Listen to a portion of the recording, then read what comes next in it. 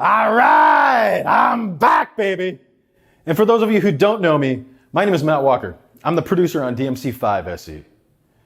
We here at Capcom are super excited about the possibilities that the power next gen enables for us. So excited, in fact, that we wanted to take just a couple minutes to show off one of those new features, ray tracing. First up, let's take a look at how reflections are going to take advantage of this new capability.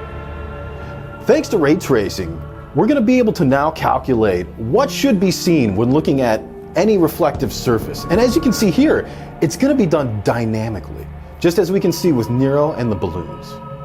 For those of you who are unaware, ray tracing refers to the ability for the hardware to easily calculate where different objects are in relation to each other in a 3D space by tracing rays created between them. In terms of DMC5 SE's graphical upgrades over the original DMC5, this is going to enable us specifically to create more realistic reflections, as we see here, and lighting. Up until now, we had to find ways to simulate reflections in order to achieve a specific intended artistic effect. But now, we have more power. And that power allows us to break past the limitations that we had in these previous implementations. Next up, lighting.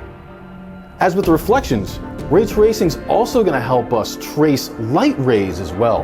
And this is going to help us create more dynamic looking environments. One example that I really love is right here in this room. Notice the way that the curtains move. And as the curtains move, it affects the light shining through the window. As you can see here, this can't be done when the ray tracing is turned off. Ray tracing also enables us to calculate light as it bounces between objects, which means lighting can now look even more realistic.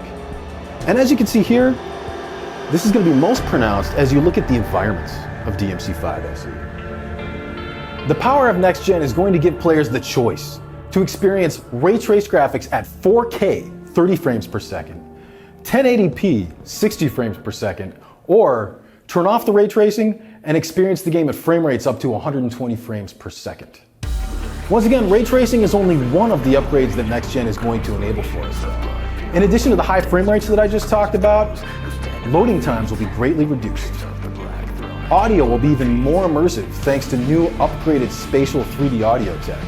And of course, the extra horsepower and memory is going to give us the opportunity to add new content like legendary Dark Knight mode. We look forward to all of you experiencing these upgrades for yourselves when Devil May Cry 5 SE releases day one on Next Gen.